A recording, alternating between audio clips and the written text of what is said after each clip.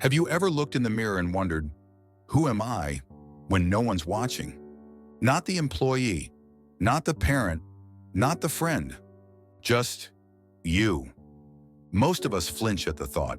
We drown ourselves in noise, distractions, filters, calendars. Not because we're evil or broken, but because deep down, we fear the silence. Jean-Paul Sartre didn't fear that silence. He stepped into it and came out with a terrifying truth. You are free, and that freedom is both your greatest burden and your only chance at a real life. Let's begin with a real man walking through war-torn Paris, small, hunched, and awkward-looking, with bulging eyes and cigarette-stained fingers. Yet everywhere he went, people listened. His name? Jean-Paul Sartre. He had no interest in becoming what society expected of him. He rejected religion, rejected the easy narratives of good and evil, rejected even the Nobel Prize, saying, "I do not wish to be transformed into an institution." This wasn't arrogance, it was integrity. He believed accepting such a title would reduce him from a being into a symbol, another mask. And that's what Sartre fought his whole life. Masks, roles, labels. He saw a world filled with people playing parts they didn't write. A man who stays in a job he hates because it's stable. A woman who smiles through a life she secretly resents. A society that rewards imitation but punishes truth. Sartre asked, what if all of this is a lie? What if we're not born to play roles, but to write our own script, moment by moment? Sartre wasn't writing for the elite. He was writing for the broken, the wandering, the unsure. He believed freedom wasn't a luxury. It was the raw, scary beginning of becoming truly human. Picture this. A young woman stands in front of her mirror. She's an artist at heart, but every morning she puts on a blazer and pretends to care about sales reports. She tells herself it's just for now. But 5 years pass, then 10, and the artist dies.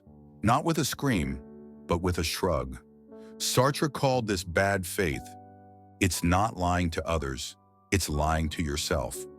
Saying I have no choice, when in fact, you're choosing comfort over truth.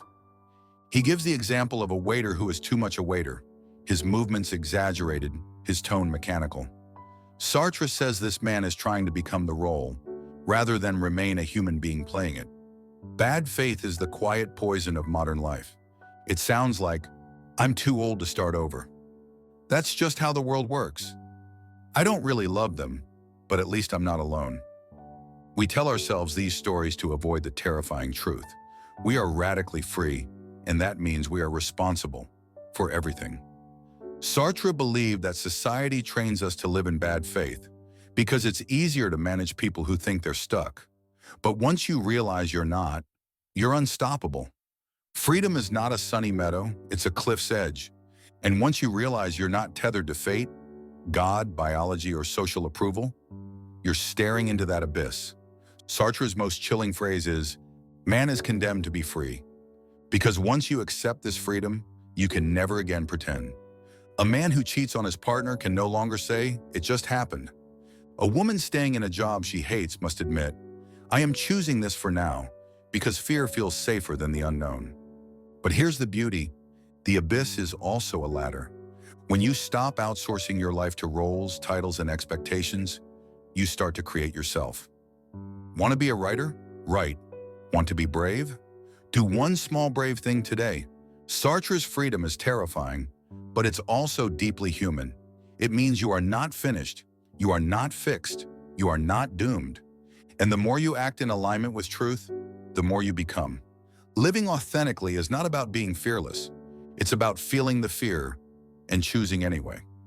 Imagine a man in his 40s who has spent his life as a lawyer, living for prestige. One day he admits to himself that he wants to be a woodworker. Not for money, not for fame, just because shaping wood with his hands makes him feel alive. He sells his apartment, moves to a smaller town, and begins again. People call him crazy. Sartre would call him authentic. Because that man is no longer performing. He's choosing. Now let's look at Maya, a medical student halfway through her degree. She's top of her class, admired by her professors, expected by her immigrant parents to become a doctor. But every night she finds herself secretly drawing, designing characters, dreaming in color. Her truth? She wants to be an animator, not to throw away her education, but to stop living someone else's life. One day she breaks the news. Her family's heartbroken. Her friends don't understand. But she finds a small studio job, begins again, and, for the first time, breathes. Sartre would say, she finally existed. To live authentically, you don't need to quit your job or move to the mountains. You just need to ask, is this me, or is this who I think I should be? And then slowly, day by day, act in alignment with the answer. Sartre reminds us, you are not a noun, you are a verb. You are not a teacher, a mother, a CEO. You are someone teaching, loving, leading, for now. But you are free to change, always. Authentic living doesn't make life easier. It makes life yours. We live in the age of the avatar. People build brands out of their personalities. We filter our lives into perfection. But when you lay your head down at night, are you proud of the life you're living, or just the one you're performing? Sartre's challenge is more urgent than ever. He believed authenticity was an act of rebellion. In a fake world, showing up as your true self is dangerous. It will cost you. You may lose people. You may lose approval. But what you gain is yourself. So the next time you scroll past a stranger's perfect life, pause. Ask, what am I choosing today? Am I being honest with myself? And if the answer is no, don't panic.